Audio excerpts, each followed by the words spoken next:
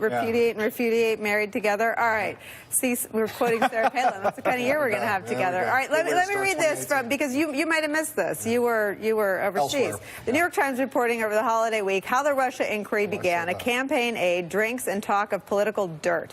During a night of heavy drinking at an upscale London bar in May 2016, George Papadopoulos made a startling revelation to Australia's top diplomat in Britain.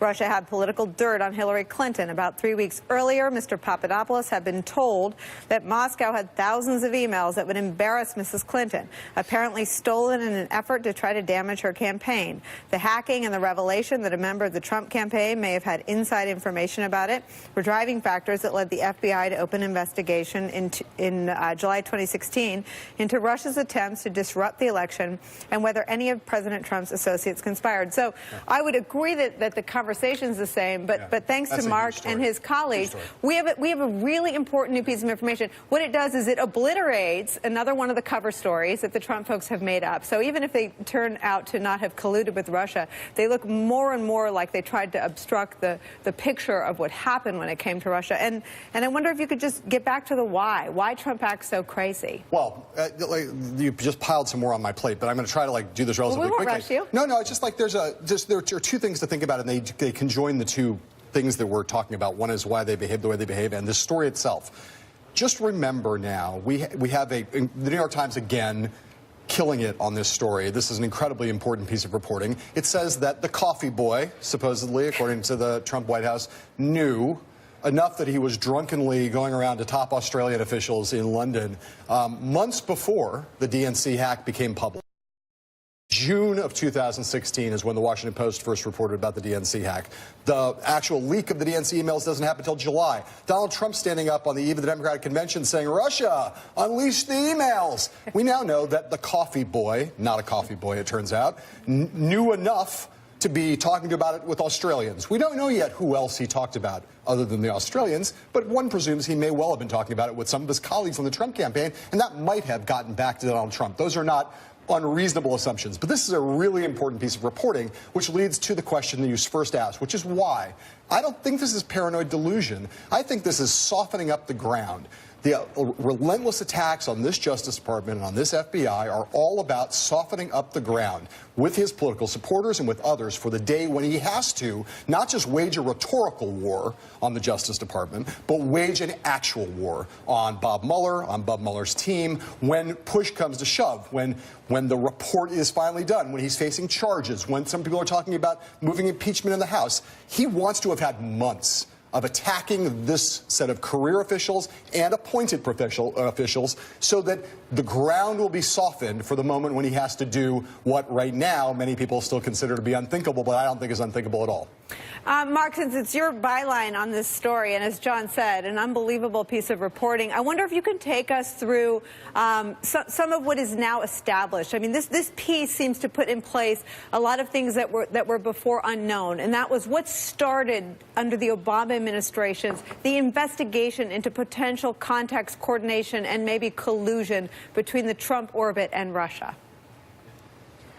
Right. We've known for some time that the FBI launched this counterintelligence investigation in July 2016, the end of July of 2016. One of the big questions us and a lot of other people have tried to establish is, well, what got it started? What we reported over the week, one of the key things that got us started was this conversation between Papadopoulos and the Australian.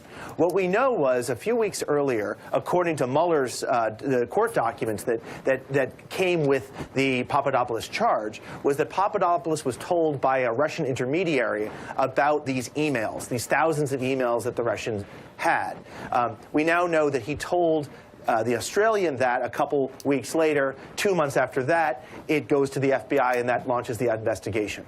What we still don't know is who else Papadopoulos told about this. Mueller's, the documents Mueller released are silent on this issue, and it's obviously, as John said, a huge question.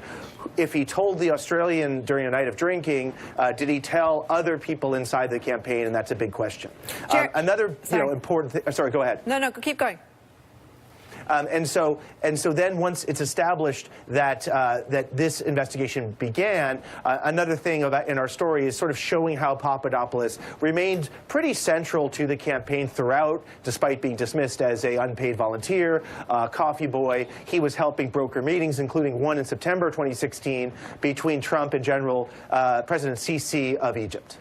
Jeremy Bash, I wonder if you can offer a couple of theories on two things. One, the extraordinary effort to fabricate cover stories. This is yet another fabricated scenario, fabricated by the sort of jokesters on the far right in the media world, the stooges in the House Intel Committee orbit that are closely aligned with Donald Trump, that the dossier was somehow a piece of fake opposition research to put all this in motion. That ruse is dead. This seems like a nail in the coffin of that story as being the thing that instigated an examination into potential ties between Donald Trump's campaign and Russia.